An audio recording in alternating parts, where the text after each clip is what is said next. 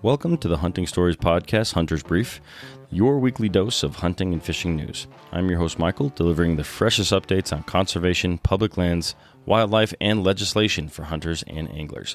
From national headlines to regional reports, we've got you covered. Let's hit the trail. The Senate proposes selling 3 million acres of public land.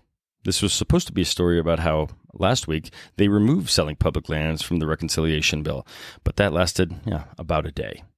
Senate Republicans introduced a budget bill on June 11, 2025, proposing the sale of 3.29 million acres of BLM and Forest Service lands across western states, excluding Montana. The provision aims to offset federal spending, but has sparked outrage among hunters, anglers, and outdoor groups. The land includes critical habitat for big game like elk and mule deer, as well as many fishing streams. Public lands advocates warn this could set a precedent for future sell-offs, reducing access to prime hunting and fishing areas.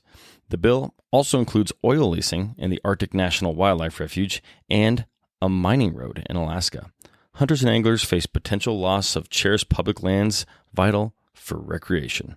3 million acres on the chopping block. That's a lot of lost elk hunts.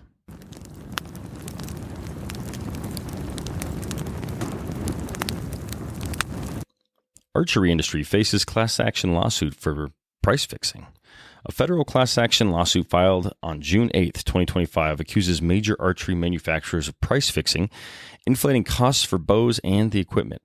The suit claims companies colluded to limit competition, impacting hunters and recreational archers. Filed in the U.S. District Court, it seeks damages for consumers who purchased gear since 2021. The allegations could lead to investigations into industry practices. For hunters, this means potentially overpaying for critical equipment like compound bows. The case is ongoing with no settlement announced yet. Pricey bows, burning a hole in your wallet? Blame the archery bigwigs.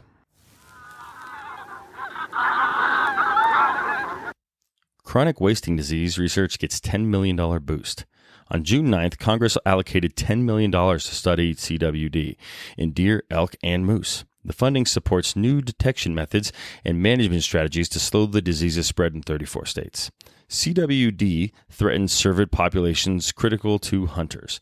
State agencies will use the funds to enhance testing on public lands. This is crucial for maintaining healthy deer herds and preserving hunting opportunities. CWD is a buzzkill, but science is loading up for the fight.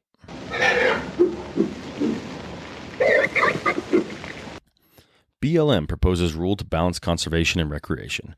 On June 10, 2025, the BLM proposed a rule to prioritize conservation on 245 million acres of public land while maintaining hunting and fishing access. The draft emphasizes habitat restoration and limits industrial development in sensitive areas. Public comment is open until July 15th. The rule could affect big game hunting in many western states, but for hunters and anglers, it ensures healthier ecosystems and sustained access. Conservation and access? BLM's trying to keep everyone happy. Alaska blocks mining road to protect subsistence hunting. On June 9th, the Interior Department finalized protections for 28 million acres of Alaskan federal lands, rejecting a 211-mile mining road. The decision preserves caribou and fish habitats vital for native subsistence hunting and fishing. It reverses a Trump-era development plan, securing access for traditional practices.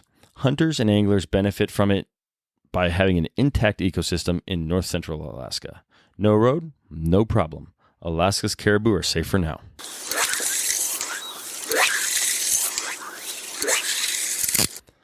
North Carolina debates conservation access pass.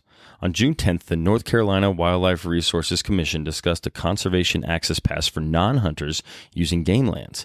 Hunters and anglers who fund these lands via licenses support the pass to share costs with hikers and other recreationists. The proposal could fund habitat management and enforcement. It aims for equity among recreational users. For hunters, this means better maintained game lands. Hikers, ponying up. That's a win for the next deer hunt. On June 11, 2025, Washington Governor Bob Ferguson's Fish and Wildlife Commission nominees, including a conservation scientist and retired hunter and angler, drew mixed reactions. Hunters and tribes support their habitat focus, but some activists oppose the shift from traditional priorities. The nominees influence hatchery and public land policies. For anglers and hunters, This could shape future access. New commissioners, new rules. Hope they love fish and game. Pennsylvania offering firefighter license discounts.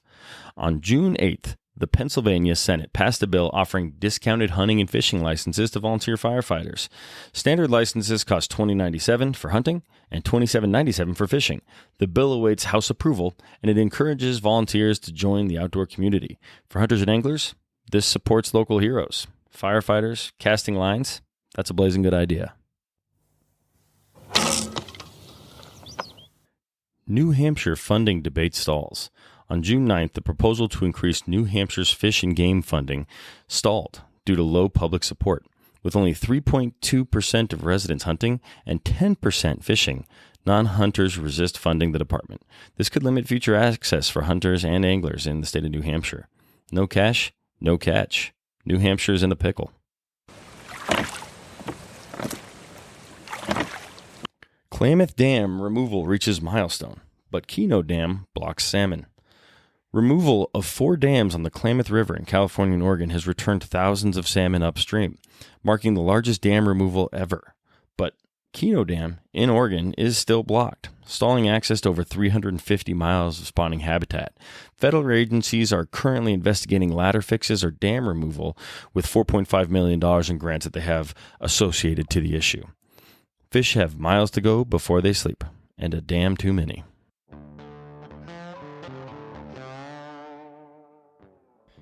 That's a wrap for this week's Hunter's Brief. Join us Monday for our full-length storytelling episode. You never know what epic hunt or fish story you'll hear next. And if you found value in these news stories today, please subscribe, rate, and share with your hunting and fishing crew. I also want to mention that there was a lot more news, a lot of small regional news that I couldn't fit into the format, so please go out there and do some research, check out what's going on in your neck of the woods, but we did touch on all the major issues.